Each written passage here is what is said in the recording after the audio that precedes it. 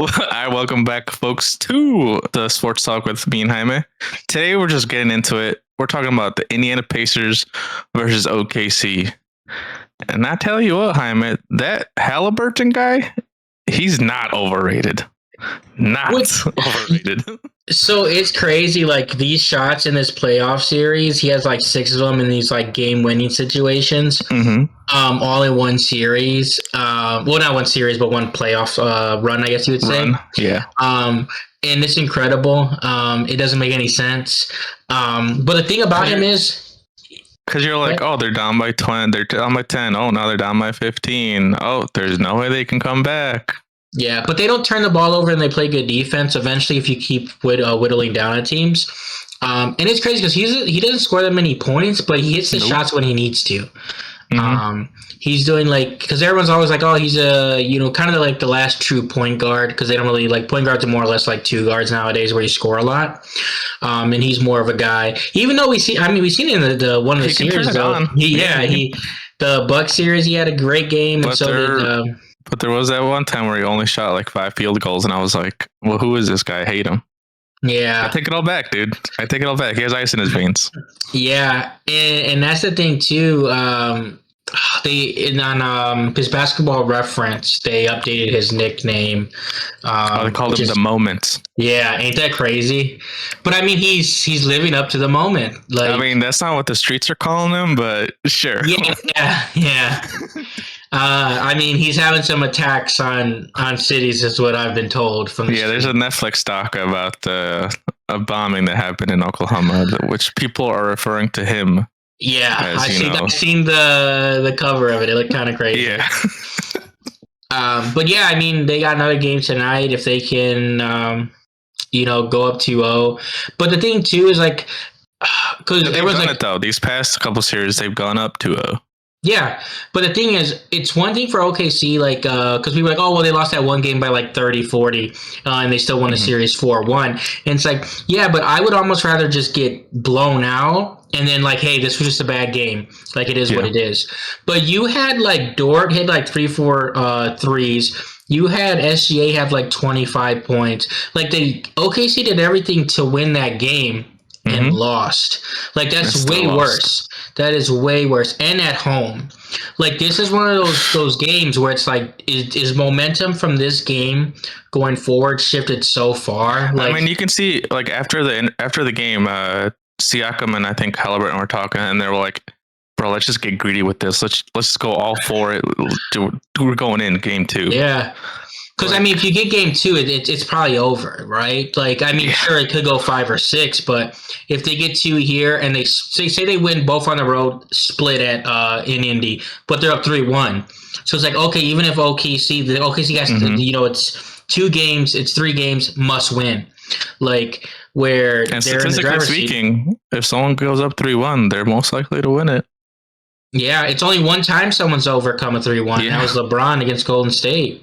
And it just doesn't happen. I just want to remind people of the sacrifices the Pacers organization did, leading up to this point. So, first of all, Jim Irsay, Caitlin Clark's leg quadricep. Yeah. The Indy Zoo had a tiger die. 2 Knicks fans in Carmel were stabbed. Sydney Colson, she keeps getting injured every game. Kelsey Mitchell's 3-point shot in May was awful. Yeah. Sophie Cunningham's right ankle. And now we got Purdue's own Zach Edey. Done for. They just keep on doing it, man. They do what they got to do. It is true. You got to bring the chip home, Yeah. They haven't been there in 25 years. You might as well make the most of it. Yeah, I mean, who knows? Stephanie White may not come back to coach Fever until... You're right. I forgot Steph White was out. Until they win. Yeah, who knows, man?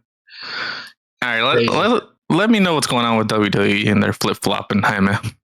So it's interesting. So the whole R-Truth thing where there was a lot of like, oh, hey, it's kind of out of nowhere why they would, kind of get rid of him because he sells. And which is interesting because there's some behind the scenes stuff where I guess WWE was trying to get a hold of him and he wasn't listening to nobody. Like he just was like, whatever, you guys more or less ending my contract. So he was probably going to move on or whatever. But because all the hype from the fans, like post announcement. Correct. He didn't talk to him for the rest of the week or whatever until Khan, the guy above Triple H, actually called him, talked to him. Triple H is saying, "Oh no, it's a work. Like this was such a work. But it's like the thing is." He said that at a press conference, and the press conferences, it's not like one of these like, oh yeah, we're still doing the whole kayfabe thing. No, they've been doing pretty straightforward with these press conferences. And then R-Truth's son put up, the classic cap. R-Truth Jr.? Yes, on the video. So I just think the talent, and I think the fans were so loud that they decided to bring him back. And now I think he's going to have... Go ahead. They're since they terminated his contract as R-Truth, he's coming back as a different name, right? So it sounds like he's wrestling as his real name. Ron Hollins. Yeah. Yeah. Ron Killings. Yeah. Sorry about that. Ron Hollins is a basketball player. So Ron Killings, I think it's interesting because he's had some roles where he was a little more serious, more wrestling focused. So I wonder that's what they're going for. Another thing is, word on the street is John Cena may have had a hand in it, being like, no, I want him for this final run. I want him to be a part of the story. Because they just did a thing not too long ago, right? Great match. It was funny too because he was being Cena himself. He was being R Cena, and the shirt sold like crazy. People thought it was great. It was cool because they have, they've been in the business both forever. Yeah. And then you do that, you give them that match, and then you just kind of throw them aside, and then people are like, "Whoa, that's kind of stupid." Out of nowhere, yeah. Yeah. So he's the only one that they brought back so far? So far, yeah. I'm pretty sure Carlito's done. He didn't have the backing the way R-Truth had. Yeah. And then some people are upset with some of the Money in the Bank finishes. So you had Seth Rollins win, which I'm not surprised. They're doing a whole arc there. Then you had Naomi win for the women. Okay. Which is huge. I'm going to see where they go with that one. And the other big match was Becky Lynch wins the Intercontinental Championship. And people are upset about it. People call her Becky Hogan because they say she just gets everything, stuff like that. And Seth Hogan. But it's kind of silly because they're like, oh, these mid titles carry no weight. No one cares about them or whatever. So it's okay, so now they're putting one of their biggest stars. And now they care about them. Yeah, and they're why they give it to her? They could have gave it to someone else. Why do I take it from Lyra? And I'm because no one cares about those belts. But now if you have Becky Lynch, we're talking about that belt. So I don't know. It's one of those things where fandom sometimes gets in their own way. They think they want something, and then they make a change. And they're like, well, no, but that's not the change I wanted. I wanted this different change. It's like that Kevin Durant tweet where he's like, dude, basketball fans don't know what they want. They're so weird. Yeah, it's just fandoms in general. In any sport, any medium. You the Bears with their last with their draft, they were like, oh, we need to draft a lineman. They draft a lineman. Oh, yeah, but not him. And they're like, why didn't you guys draft a running back? In the last pick, they draft a running back. Oh, but why'd you wait so late to draft a running back? It's dude, people don't know what they want, man. They don't, dude. And then when they're good, they're like, oh, I loved them all along. And if they're bad, they're like, I told you so. The whole time, I was a day one. Yeah. So I want to see what happens with the whole thing. Everyone's hating TKO. There was even rumors that Triple H may be losing his spot there, and they replacing him from being decision maker. Another big thing is they decided where they're putting WrestleMania next year. They're going back to Vegas again, dude. Yeah. So the first time since the 90s. Orleans? No, not New Orleans, not overseas. It was the most sold out crowd. I think it has something to do with TKO and UFC though. No, dude, they saw the money that came in. They're like, oh, we need to do this again. That's exactly what they pretty much said. Yeah. I think it's a little foolish though, because I think doing it the first time is oh wow, this is gonna be such an experience.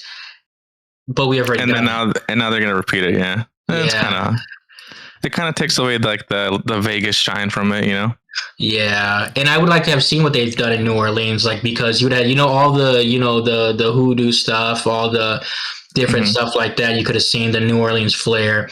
Like Vegas, sure, they're gonna do the same thing again, and I don't know. I think it's a bad idea.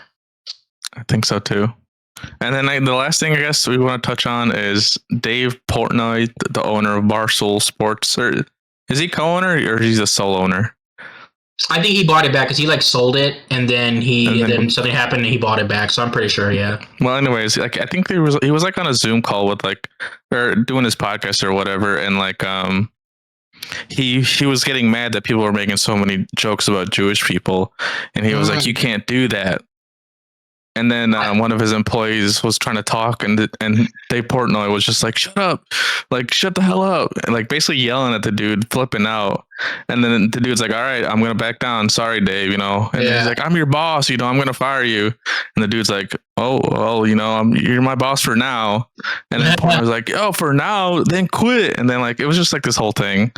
And I really don't like the dudes. Like Dave I feel like is such a I don't know. I don't like the guy, and I hate how like he's like back the fever so much like this season. Mm-hmm. I don't know. I feel like he's just like a bad dude to associate with the fever. He's a crappy person that now has money, and he's even crappier. Like that's all there is to it. He has a great business, but he's always saying and doing stuff that rubs people the wrong way. Yeah. I don't care for him. I don't care for Barstool. I think a lot of those guys suck. I think a lot of them just talk crap and like because like Big Cat's another one's always saying stuff, and I think honestly it's funny though because they like to talk crap, but then as soon as someone says something about them, they like to cry about it. Exactly. That's Dave's whole thing. Yeah, that's my issue with them. I don't like that. I don't care if you dish it. They just dish it and they were the way they were. It'd be one thing, but as soon as someone says something to them, they cry about it. Yeah, tactically cry about it. Yeah, he's just a bad dude, bad hombre. For sure, it sucks. We'll take his money for the fever, though. I mean, yeah, he said he like bet them to win the whole championship, and well, they are looking good. I don't know. They're championship worthy. Well, I mean, his first bet, since Minnesota is like undefeated right now. New York strong. There's some good teams. But playoffs is a whole different monster. We're seeing it right now with the Pacers. Yeah. But yeah, his first game, he bet for her to have a triple double. She had a triple double, and it was crazy because he made more on that bet than she did for the whole contract. Well, yeah, it is nuts. Like that's sick. Yeah. It's sick, dude. It's sick. Yeah, I mean, comment down below your parlays on over these 2 weeks. We're not going to be here in 2 weeks or for 2 weeks, but let us know what parlays we should hit. The for sure's. I see a lot of people betting that Angel Reese will miss her first layup in a game, and while it is funny, but come on, we gotta be better than that, guys. So that's it for this week. See ya.